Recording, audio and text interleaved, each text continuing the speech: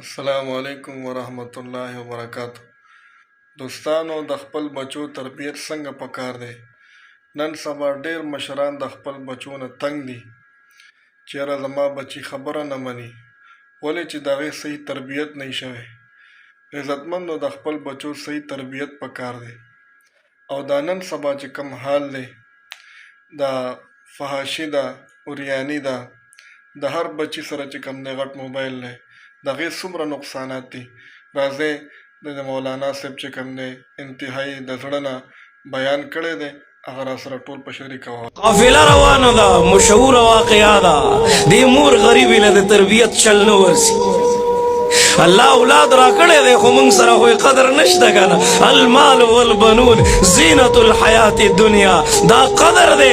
غټ موبایل دی ورله اغوستی دی او هغه هلته ناست دی که نه، او بې حیایي کوي او فحاشۍ کې مبتلا دی. بیا سبا بله ورځ ته جاړې، دا زوی زما احترام نه کوي، زما قدر نه کوي. په د ډز مه کوه، دی مه مړ کوه، دله غټ موبایل په لاس کې ورکه. دا د عالم کبر سازش دی. هغه نن په دې خپل سازش کې کامیاب په نظر راځي که نه. دی به برباد شي، دی به بد نظرۍ کې، دی به ګیمونو کې اخته شي، دی به د ډرامو فلمونو په نحوست کې مبتلا شي که نه. د ده به ژوند برباد شي. زه په دې انتظار یم الله په دې معاشره کې بل سلطان صلاح الدین پیدا کا. موږ ته ضرورت دی الله بل محمد بن قاسم پیدا کا. منگ تا ضرورت دے، دی دین تا ضرورت دے، دی اسلام تا ضرورت دے کنا. زڑکی میں درد پیدا شی، اگر پا پردو ودونوں کی گڑی کی لگیا دے، وہ خلق دی ویڈیو گانے کئی. تا اللہ گڑا گانو دا پارا پیدا کھڑے، تا اللہ دا دی بے حیائی دا پارا پیدا کھڑے.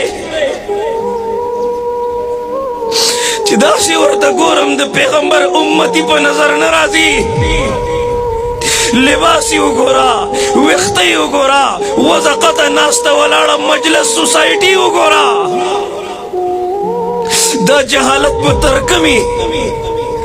زما پرونه بله ورځ پېښور کې بیان و، یو ملګری راغی ما ته ویل مولانا صاحب هلکان په کرکټ کې په میچ باندې وران شو که نه، یو بل پسې تمانچې راوباسلې، 3 نوجوانان یې ویشتل، لاړه مړه شو.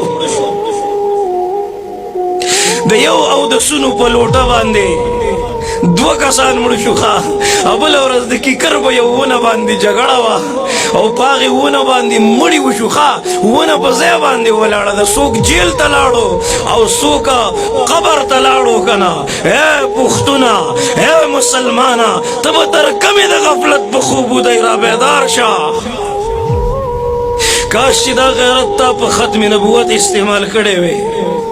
کاش چې دا غیرت تا د مدرسې په دفاع کې استعمال کړی وی، د قرآن په دفاع کې د استعمال کړی وی، په جهاد کې د استعمال کړی وی، په ناموس صحابه د قربان کړی وی، د خور او لور په عفت او پاک دامنۍ د قربان کړی وی. مور داسې وه، بچی په قافلې سره ولېږو، 40 اشرفۍ ورته په کمیس کې وګنډلې. بچیه دروغ به نه وی، بچیه دروغ به نه وی. د الله نبي وی مسلمان هر قسمه ګناه کولی شي، خو مسلمان دروغجن نه شي کېدی. قافلې حمله وکړه، ټول مالی لوټ کو که نه. دا ماشوم یو ډډې ته ولاړو، وی تا سره څه شته؟ دی ورته وی او وی څه دي در سره؟ وی 40 اشرفۍ دي را سره. وی کم دي؟ وی دا د مور راله په دې کمیس پسې غوټه کړي دي. چې هغه غل د دغه اشرفۍ وشمارلې، مقه 40 وی. حیران و، خپل سردار لی بوته، وی دا ماشوم د سره 40 اشرفۍ دي او راته وویل چې را سره دي، یعنې رښتیا یې وویل که نه. هغه سردار په ژړا شو، وی منګه د خپل رب مخالفت کو لګیا یو، منګ غلا کو، حرام مال خورو لګیا یو، او دا وړوکی ماشوم دومره د مور تابعدار دی. بچیا که تا دروغ ویلي وی، تا به د خپلې روپۍ بچ کړې وی که نه. هغه ماشوم ورته وی، وی ما ته زما مور ویلي دي که هر قسمه نقصان مخې ته راځي، خو بچیه دروغ به نه وی. د خپل مور خبره مني او موږ د خپل الله خبره نه منو. لوټ شوی مال ټول قافلې ته واپس کو. تاسو ته پته ده فقهاو لیکلي دي، په دغې غلو کې الله د وخت محدثین او فقها پیدا کړل. دا مور غریب ساری منځ ته نه اوچتوي وایي خوب یې خرابېږي. ای مورې تا ته څه پته ده؟ کاش چې ته پوه شې په دې خبره باندې چې د یوې سجدې نقصان څومره دی. ستا د مینه محبت خو د ده دپاره د بربادۍ سبب جوړ شو که نه. مور به تربیت کوو، معاشرې ته به ښکلي خلک میلاوېدل، او کله نه چې مور تربیت پرېښی دی، کله نه چې مور بازارونو ته شوه، کله نه چې مور بې حیایۍ کې مصروفه شوه، کله چې مور غیبتونو کې مصروفه شوه، تهمتونو کې مصروفه شوه، زما په خیال بچی بربادۍ طرف ته روان دی. ډېر مشران داسې د خپلو بچو نه ځان خفه کړی،